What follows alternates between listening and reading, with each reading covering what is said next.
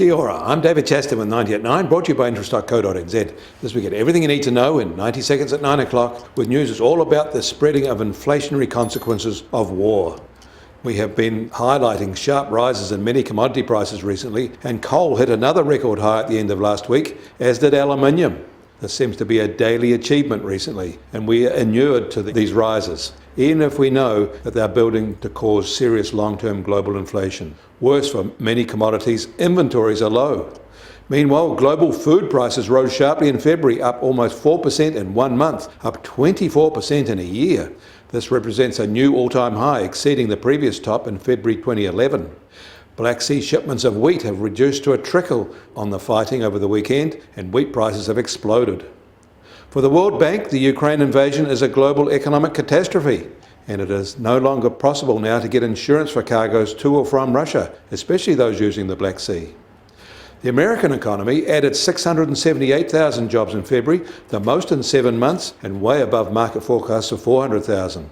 Job growth was widespread. Their jobless rate fell to 3.8%, lower than expected. Their participation rate rose again, even if it was just marginal. And the average weekly earnings rose at a rate of 5.4% in the fastest pace since March 2021. And there have been major policy meetings in China, but they're all overshadowed by the Russian invasion, of course. At home, they set a low growth target of around 5.5%, but you have to say their conviction levels are low because they also noted rising challenges. This is recognition that their economy is now floundering.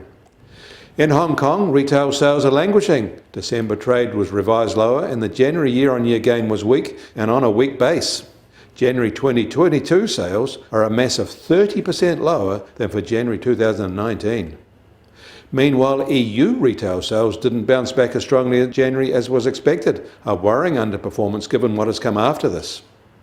And Russia's currency is at a new record low, weakening again very sharply at the end of last week. Until now, key Western policymakers have exempted oil from their sanctions. But the Allies are moving to include Russian oil in the blockade, and that won't help the ruble. The US Treasury 10-year yield opens today at 1.74% and up 2 basis points from this time on Saturday. A week ago, it was 1.99%, but risk aversion has taken hold since. We should also note that the New Zealand government bond yields are flat or soft, but wholesale swap rates are still rising, and the key ones are back to 2016 levels now. And the price of gold starts today at $1,973 an ounce and up another $11 from this time on Saturday. That is a weekly rise of $89 or 4.4%. At the start of 2022, this price was at $1,814 an ounce, so it's up 8.8%. And oil prices are down a bit today by $2 a barrel. In the US, they're now at just under $113.50 a barrel, and the international Brent price is now at $117 a barrel.